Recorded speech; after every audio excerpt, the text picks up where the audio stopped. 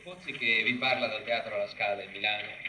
Ci troviamo ai margini del palcoscenico e gli interpreti del primo atto della battaglia di Legnano escono ancora al proscenio per accogliere l'applauso del pubblico.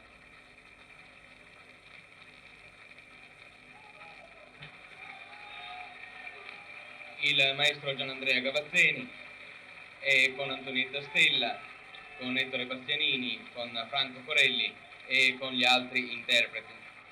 Questo intervallo tra il primo e il secondo atto sarà piuttosto lungo e abbiamo perciò pensato, cortesi ascoltatori, di intrattenervi in ideale collegamento con questo Teatro alla Scala che vuole degnamente concludere simbolicamente le celebrazioni musicali per il centenario dell'Unità d'Italia con questa battaglia di Legnano. Abbiamo pensato, dicevamo, di portarvi in ideale collegamento sul palcoscenico del teatro per far conoscenza con gli artefici dello spettacolo, con gli interpreti, con il direttore d'orchestra, con il regista, con lo scenografo, perché possiate, attraverso la loro descrizione, attraverso i loro sentimenti, attraverso le loro parole, aggiungere ai sentimenti, alle emozioni che avete provato ascoltando questa musica verdiana, avere insomma un quadro completo. E si sono ritirati nei loro camerini e perciò noi desideriamo andare adesso a trovarli e sentire le loro impressioni. Eccoci qua Bastianini, siamo nel camerino di Ettore Bastianini, questa sera Rolando Duce Milanese e ce ne siamo scampata belle perché abbiamo incontrato poco fa Federico Barbarossa, ma è un Barbarossa che è simpatico a tutti, vero? Sì, mi ha preceduto un po', vero, non dico nella scena, ma insomma per intervista almeno credo, no? Ah sì, beh, non rispettiamo i tempi della vicenda. Chi incontriamo facciamo venire al nostro microfono. Comunque, Bastianini, vedo che ha la fronte imperlata di sudore, che fa caldo qui, oppure l'emozione, oppure... No, soltanto caldo di palcoscenico, niente altro. Stasera è una serata molto impegnativa. Comunque, mi pare che noi la incontriamo spesso sui palcoscenici, la incontriamo anche e soprattutto spesso proprio il 7 dicembre, la sera dell'inaugurazione della stagione alla Scala, la troviamo sempre sereno e tranquillo, non c'è opera che la preoccupi.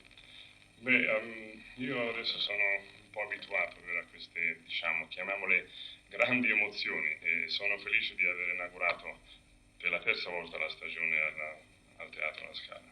Beh, lei l'anno scorso era nel Poliuto, 2 anni fa nel Ballo in Maschera. Ballo in Maschera, sì. E queste opere, il Ballo in Maschera soprattutto, l'ha già portato in giro per il mondo parecchio. Sì, ho cantato diverse volte. Non le capiterà invece con questa battaglia di Legnano? No, credo che spero di avere, insomma, diciamo, il piacere di cantare ancora quest'opera, ma credo che dovremo aspettare molto tempo. Senta Bastianini, lei ha molti tifosi, molte tifose anche, e che apprezzano la sua voce, ma apprezzano anche la sua prestanza scenica, la sua figura. Non le è mai venuta l'offerta di fare del cinema? Beh, qualche volta, credo, ricordo 2 o 3 anni fa mi hanno offerto di fare qualcosa, ma gli impegni di teatro, insomma, gli impegni mi hanno tenuto sempre lontano. Questa attività mi piacerebbe molto, credo, vero, che fra non molto, insomma, mi dedicherò al cinema e mi piacerebbe. Ma qui in Italia oppure in America? Lei è stato anche spesso in America, quindi penso che l'occhio di Hollywood si sia posato su di lei. Guardi, io sono ritornato adesso dalla California e ho cantato a San Francisco e a Los Angeles. Ho avuto occasione di visitare Hollywood e credo che entrare, diciamo così, in quell'ambiente è molto difficile. Soprattutto una cosa è molto importante, di saper parlare molto bene l'inglese, ma in special modo l'americano. E col toscano non basta? No, non basta. Una volta mi ricordo mi hanno fatto un'intervista e io ho provato a parlare in inglese, ma l'intervistatore dopo un poco dice bravo Bastianini, però si sente che questa pronuncia viene dalle rive dell'Arno.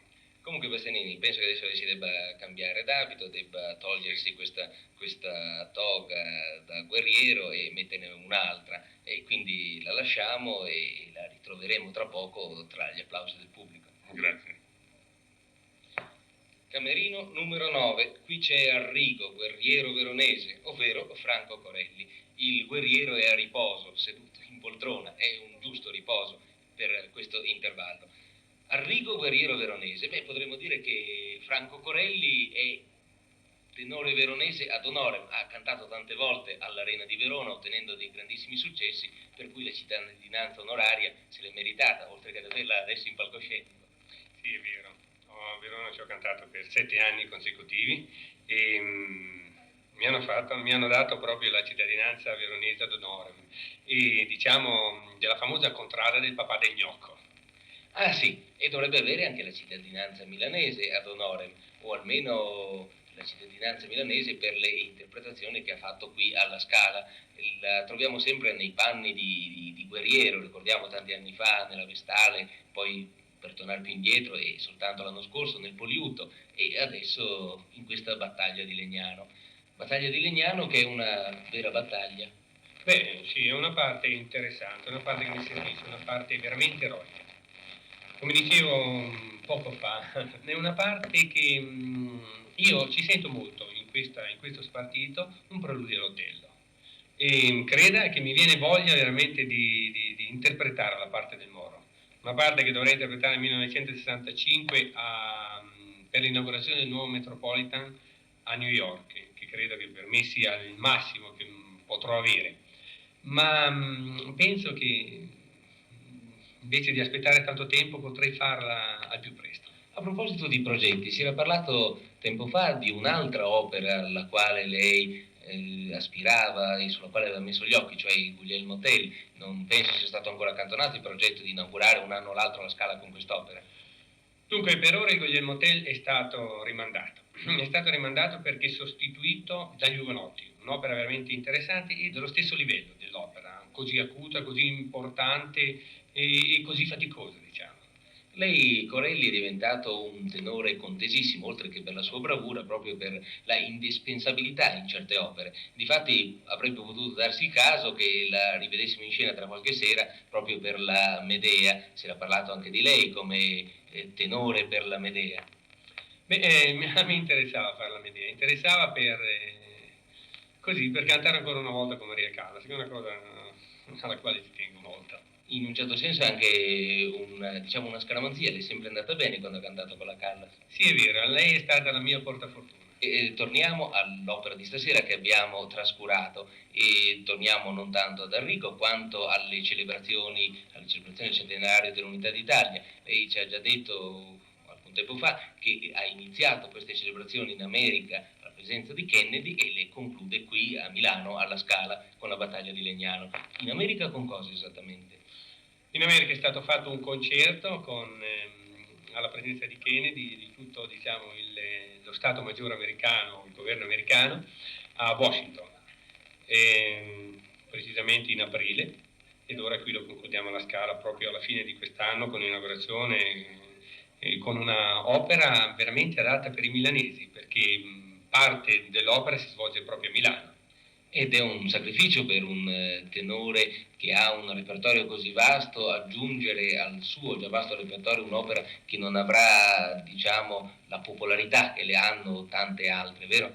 In parte ha detto lei quello che dovrei dire io, però se c'è, diciamo, una gioia di fare l'inaugurazione alla Scala, d'altra parte c'è anche molto tempo perso per lo studio di quest'opera, che è un'opera che purtroppo si canterà qui e poi, non so, forse fra 50 anni, fra 100 anni, speriamo di ricantarla tra 50 anni. Bene, la salutiamo e le stringiamo la mano destra, perché è quella che va bene, in quanto volessimo stringere quella del cuore, la sinistra non lo potremmo fare.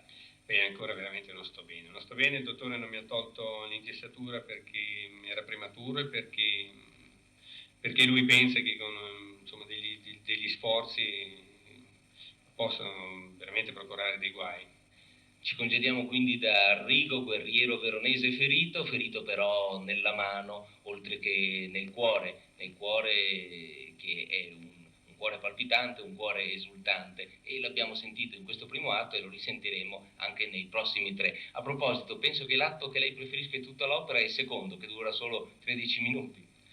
Beh, è un atto interessante, comunque Enrico c'è veramente da cantare, sempre in scena, dal principio fino alla fine. E la fine, diciamo, è il momento più bello, il momento più interessante di quest'opera, è un momento veramente verdiano, tra i più belli che Verdi ha scritto.